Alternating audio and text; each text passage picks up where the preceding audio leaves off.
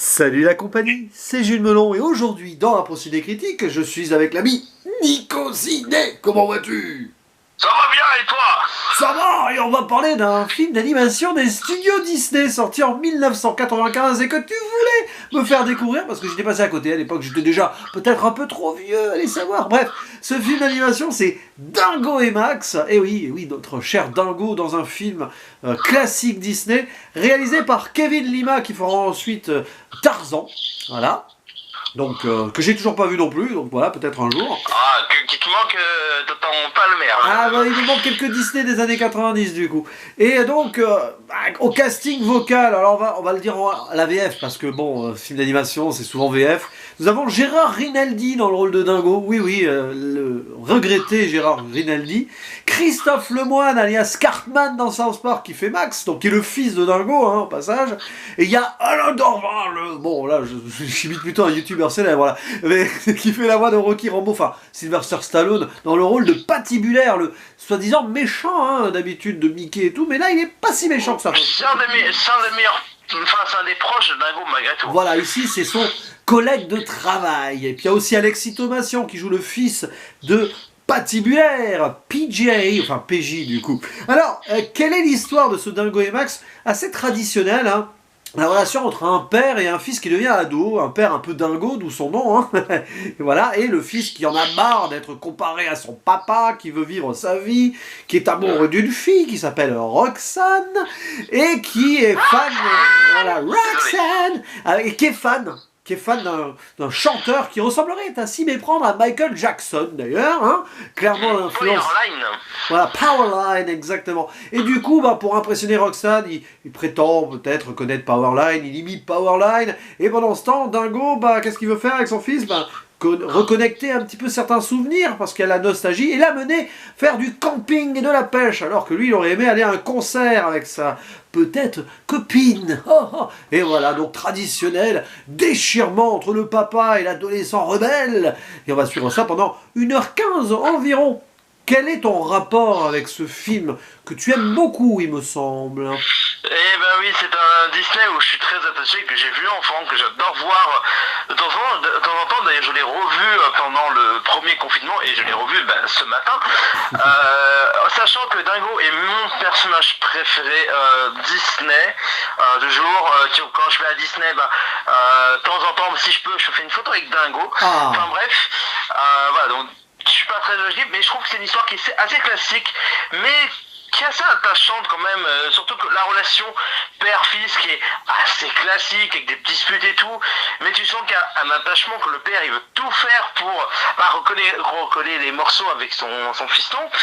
Mais voilà, moi je suis beaucoup attaché, les musiques sont excellentes, surtout la première qui est Après-demain, qui est très entraînante, qui fait très Disney années 90, toutes les musiques moi je les trouve assez excellentes, toutes les chansons pour moi elles sont bien, même s'il y en a d'autres sont moins marquantes, et puis voilà le chanteur à la fin, Powerline, avec la petite danse du pouvoir du lancer qui me fait mourir de rire. Voilà, bref, le pouvoir patibulaire avec la voix de Stallone pour la VF, moi, ça me fait kiffer quoi. Donc ouais, il y a des moments drôles. C'est parfois peut-être un petit peu trop académique, mais voilà, je suis très attaché parce que voilà, c'est un Disney de mon enfance et je suis assez triste de voir qu'il est assez détesté ou même très oublié, qui est pourtant dispo sur une certaine plateforme où je tairai le nom. Plateforme qui diffuse des films d'animation Disney, il n'y en a pas 8000 je crois. C'est possible, enfin moi je l'ai en DVD pour te dire, donc voilà. Clin d'œil pour une personne qui m'est chère, qui aime aussi ce Disney, Nightmare, si tu passes par là. Donc voilà, et toi du coup? Alors voilà une découverte tardive, je vais sur mes 40 ans, ça se voit pas, mais peut-être.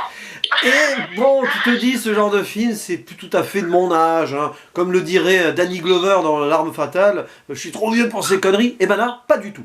Voilà, c'est le film dont j'ai eu besoin au moment présent, là, quand je l'ai vu, je l'ai lancé, j'étais en mode, voilà, vacances, tranquille, et ça a marqué quelque chose en moi, en mode nostalgie. Pourtant, c'est la nostalgie de quelque chose que je n'ai pas vécu, mais oui, ça m'a rappelé le contexte années 90, et ça a fonctionné. Alors oui, l'histoire est simple, c'est académique, tout ça, c'est surfait dans tous les sens, les ficelles sont grosses, mais ça m'a touché. Voilà, la relation entre Dingo et Max m'a beaucoup marqué, clairement. Et Max aussi, son côté évolutif et tout. Je l'aurais vu à l'époque, j'avais l'âge de Max. Ah, ça est sorti, grosso modo. Bah, il est 95, donc ouais. tu avais qu'une quinzaine d'années, je crois. Ah ouais, non, j'avais 13-14 ans, ça dépend quand il est sorti en 95. Donc, bah oui, il est sorti fin 80. Non, il est sorti en juillet 96 en France. Donc j'avais 14 ans et demi. Et ouais. Donc, bah, ouais. t'avais l'âge à Max. J'avais clairement l'âge de Max, quoi. Donc c'est ça. Et ça m'a touché. Donc, voilà, c'est fort hein, sur le côté émotion simple. Ça en fait pas des caisses. Ça a beau être des grosses ficelles, ça fluide. Voilà, c'est très fluide. Et en plus, et ça ne gâche rien. Moi, des fois, les chansons dans Disney, bon, un truc de princesse machin, mais là, ça passe super bien. Il y a un côté fun, un peu original pour l'époque. Voilà, des Disney d'habitude, c'est plutôt des chansons. Bah oui, surtout que voilà, c'est des chansons très lycéennes, je trouve, parce que c'est à l'époque où on commençait à faire des séries, où ça parlait du lycée, des trucs comme ça. C'est ça. C'était très bon pour l'époque. C'est du teen movie. C'est un teen movie jusque dans l'ambiance musicale. Et en plus, elle est très bien, la musique de Powerline, là. C'est vraiment Michael Jackson, mais c'est super bien composé. C'est pas du truc fait à la va-vite. Alors, je sais pas qui a composé exactement la musique de ces chansons. En tout cas, celui qui est derrière la composition musicale, c'est un certain Carter Burwell, qui est quand même le compositeur attitré des frères Cohen. Il y a toujours des bonnes musiques dans les frères Cohen. Et qui a fait un peu tout hein, dans sa carrière. Assassin de Mathieu Kassovitz, niveau bande originale. Et dans la peau de John Malkovich, le gars, il a à peu près fait tous les styles. Et le retrouver là, c'est amusant. Mais franchement, ouais, il y a beaucoup de chansons très bien. Tu parlais de la première. Là, il y en a même... il y a quoi c'est celle que je préfère, mais pour moi, elles sont toutes bien. La chanson sur la route, le côté road trip. Oui, une merveille, une merveille. Et alors, cette scène est magnifique parce que ça chante avec les automobilistes à droite à gauche. Il y a même Mickey et Donald en guest dans un coin. Ils sont assez dégueulasses, hein, surtout Mickey. Je sais pas. Bon, plus tard, même, il y aura Tic et Tac hein, en guest aussi. Moi, je me suis posé la question ce matin, est-ce que c'est un clin d'œil à Tic et Tac? Ah bah oui, moi je pense. Mais oui, moi j'ai trouvé ça très touchant. Bon, oui, il y a des défauts, mais ça passe très bien, quoi. Et c'est tout ce dont j'avais besoin en lançant ce film. Je n'en attendais ni plus ni moins. Moi, il y a un passage qui me fait rire, c'est quand ils sont dans le spectacle d'Opossum. Ah, les opossums. Avec le petit spectacle mécanique qui est horrible, où ringard. Où même les gens sont à fond dedans. Mais oui, mais c'est ringard. C'est ringard, c'est kitsch à souhait, mais c'est burlesque et drôle. Et en fait, c'est que le problème du père, c'est qu'il n'arrive pas à comprendre que ce qu'il a lui aimé dans sa jeunesse avec son père Dingo, c'est pas ce que Max aime. Et après, c'est un peu les choses qu'on a aujourd'hui. Hein. Si un jour on a des enfants, ils aimeraient peut-être pas la même chose que nous on aimait quand ils étaient gamins. C'est un truc qui met le doigt sur des trucs, mais alors très cliché stéréotype, mais ça le fait bien. Voilà, le père, il veut vivre ce qu'il a vécu avec son père, avec son enfant, ce qui est normal, mais voilà, lui, Dingo, il aime des trucs de ringue absolu, genre du mambo, etc. Que le fils, il est branché, il écoute... Ah, c'est ça, hey, voilà, c'est un petit peu... On n'est pas loin de Sancho le Cubain de Masque, là. Et voilà, non mais c'est ça. Évidemment, on étire les traits absolus des caractéristiques différentes des deux personnages. Et puis il y a le côté nostalgique aussi, genre comment il écrivait dans la soupe quand il était petit. Voilà, il y a des petits trucs comme ça. Mais c'est mignon, c'est mignon, c'est ça. C'est un film mignon. Et on en parle la scène du Yeti. Mais on va en parler après, on va faire une zone spoiler quand même parce que là. Mais c'est ça, c'est un film qui n'a pas la prétention de vouloir faire plus que ce qu'il nous donne. Et c'est ça qui fait la magie aussi. Ça, c'est la vraie magie Disney pour le coup qu'on a un petit peu perdu depuis quelques années quand même. C'est la simplicité des personnages et des relations. Et justement, c'est pour ça que ça m'attriste beaucoup que il est très oublié ou même aimé. Alors pourquoi est-il oublié? Pourquoi est-il oublié? Parce qu'il est trop classique dans un certain sens. Et puis, quand je vois, il y en a, ils sont très classiques et pourtant ils sont admirés. Tu parles de Dingo et Max, il y en a beaucoup que ne parlent pas. On voit par exemple Inze Panda qui en a parlé quand il a fait la promo sans la faire d'une certaine plateforme où je tairai une fois plus le nom.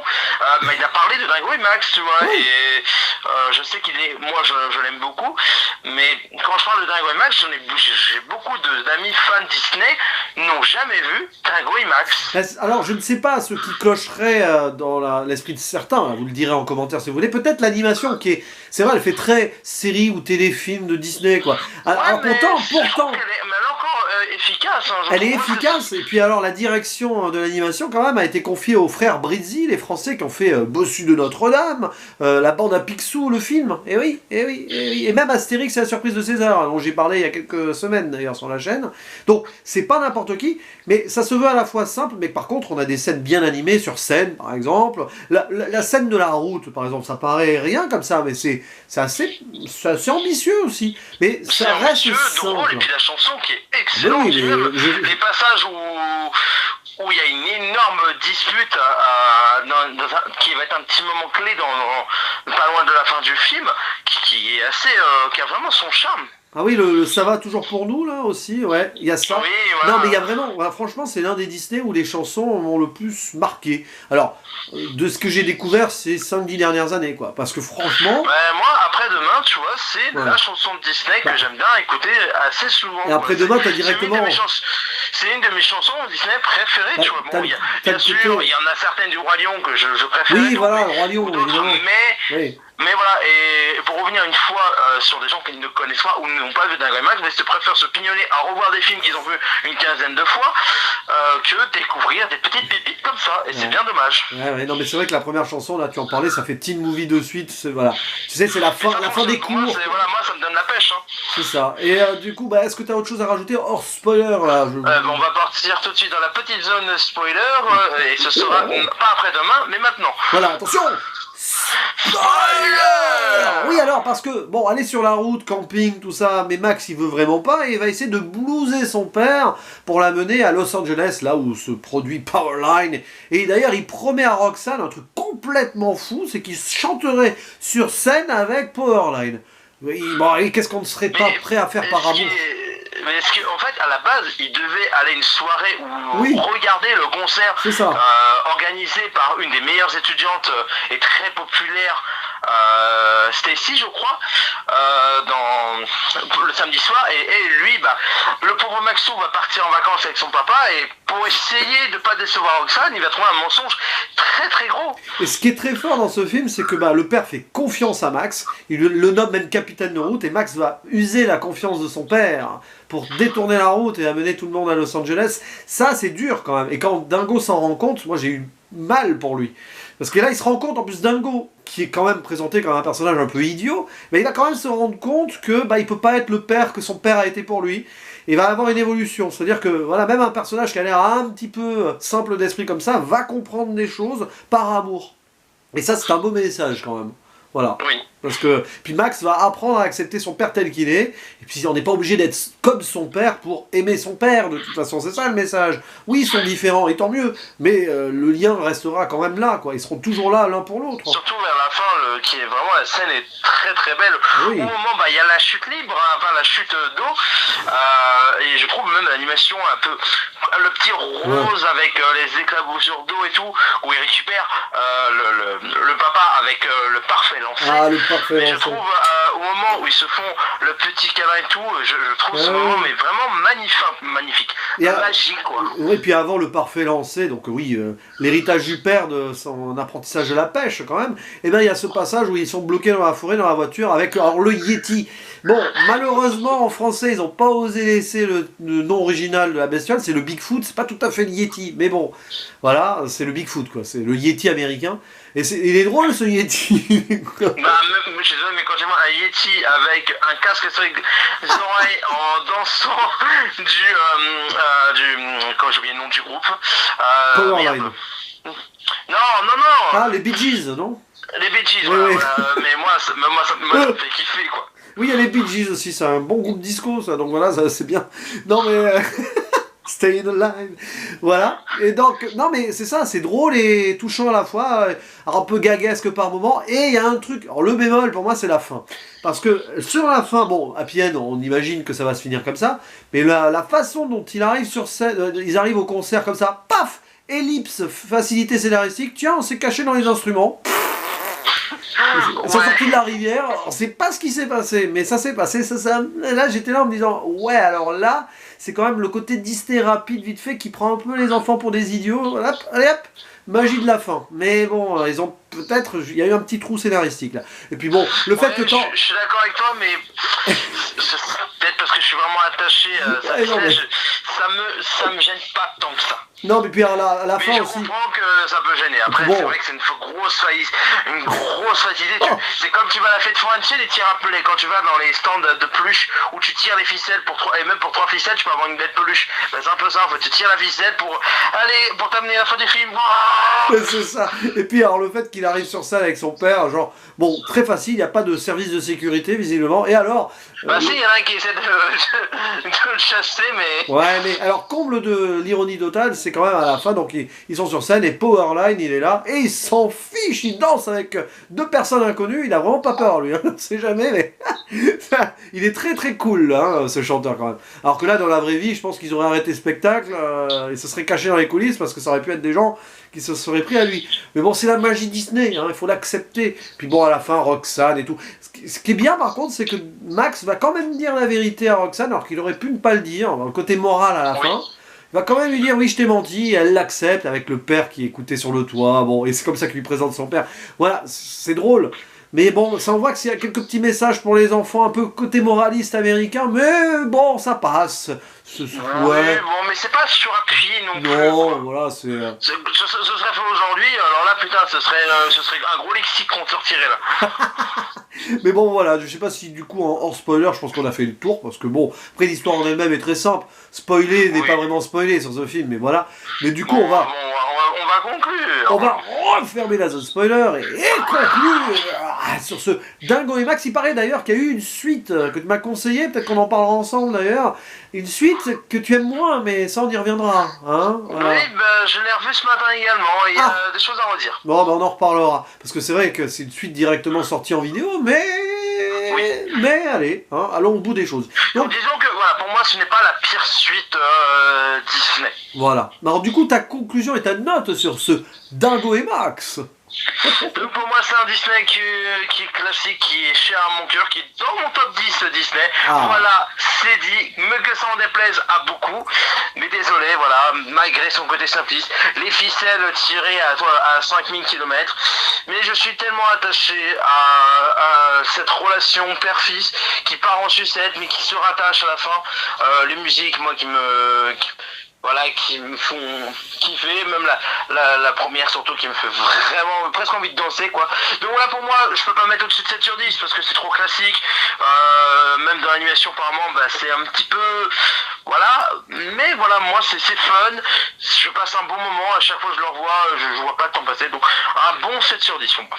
Et toi du coup? Bah écoute, c'est ça qui est intéressant, c'est que c'est difficile de mettre une note.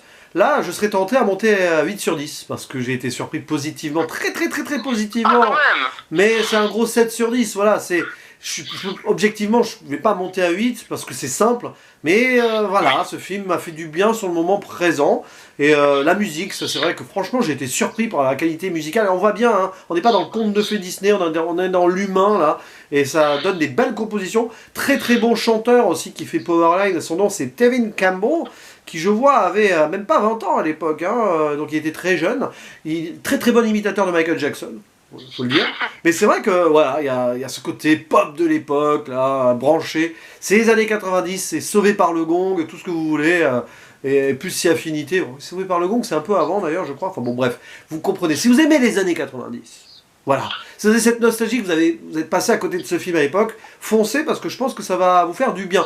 Et là, je vous l'avoue, en plus je l'ai vu le lendemain d'avoir revu Jurassic Park, je suis dans mon trip années 90, donc merci Nico. Je pense qu'il y a Forrest Gump qui va pas tarder alors. De comment, tu disais? Je pense que tu vas revoir Forrest Gump dans pas longtemps alors. Ah, c'est possible, mais alors, si je revois Forrest Gump, je risque d'en parler lors d'une occasion particulière. Surveillez le nombre à côté. La ciné-critique numéro. Ouais, c'est ça, vous voyez, et à mon avis, bientôt, pour que ça soit bien rond et bien culte, bien marquant, ouais. Oh, je lance un spoiler ici. Mais bon, voilà, en tout cas, c'était un plaisir d'en parler avec toi de ce Dingo et Max. Même, un plaisir que tu as aimé aussi. Voilà, donc ça fait du bien, des fois, des films simples comme ça, humains, bah oui, il en faut aussi, on n'est pas obligé non plus de regarder des Tarkovsky, des Kubrick et autres grands réalisateurs tout le temps, même si c'est du grand cinéma. Oui, parce que ça, c'est un film fini. Voilà, dédicace bien sûr à l'ami Artopolis qui, je suis sûr, apprécierait ce Disney-là d'ailleurs. Hein. Je sais pas s'il l'a vu, mais s'il passe par là, il pourra nous le dire. Et n'hésitez pas, vous d'ailleurs aussi, à dire en commentaire ce que vous pensez de ce film-là. Il ne nous reste plus qu'à faire le mot de la fin, le traditionnel. À la prochaine. Ciao. Ciao.